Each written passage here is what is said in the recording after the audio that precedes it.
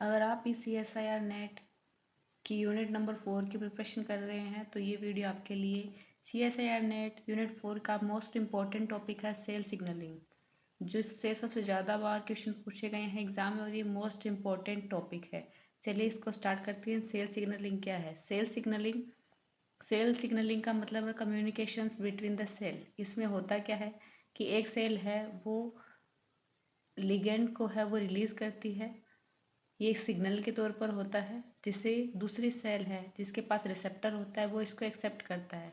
की and lock जैसा system होता है, इस फेज को रिसेप्शन कहते हैं। उसके बाद में जैसे ही रिसेप्टर है वो लिगेंड से अटैच होता है, तो रिसेप्टर के का जो इंट्रा सेलुलर साइड में जो भी इससे प्रोटीन जुड़ी होती है उसमें कन्फर्मेशनल चेंज होता है, जो कि एक सिग्नल कैस्केड है वो शुरू होने का इंडिकेशन होता है। इसे ट्रांसडक्शन कहते हैं। ट्रांसडक्शन है जिससे ट्रांसडक्शन का लास्ट टारगेट होता है सेलुलर रिस्पॉन्स, या फिर इसको एक्टिवेशन भी कह सकते हैं। जैसे ही लास्ट में ये जो सिग्नल है वो न्यूक्लियस के अंदर या फिर किसी भी अदर प्रोटीन के पास पहुंचता है, जो कि लास्ट टारगेट है इस लिगेंड का इंफॉर्मेशन देने का, तो ये रिस्पॉन्स कहलाता है, ये जो कि सेल सिग्नलिंग का लास्ट स्टेप होता है।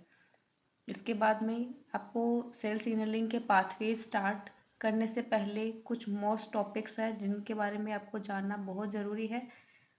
Types of the cell signalling है वो 4 टाइप की होती है: ऑटोक्राइन, पैराक्राइन, एंडोक्राइन और जेक्स्ट्राक्राइन। इसमें आपको सिर्फ समझना है, याद में करने के लिए आपके लिए कुछ नहीं है।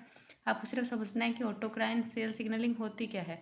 ऑटोक्राइन का मतलब है कि जैसे ये सेल है, इसने अपना लिगेंड है खुद ही रिलीज करा है, और इस सेल के पास खुद का ही रिसेप्टर है, और लिगेंड है वो अपने ही सेल के रिसेप्टर से अटैच होता है, और सेल सिग्नलिंग है वो फाइनली रिस्पॉन्स करती है।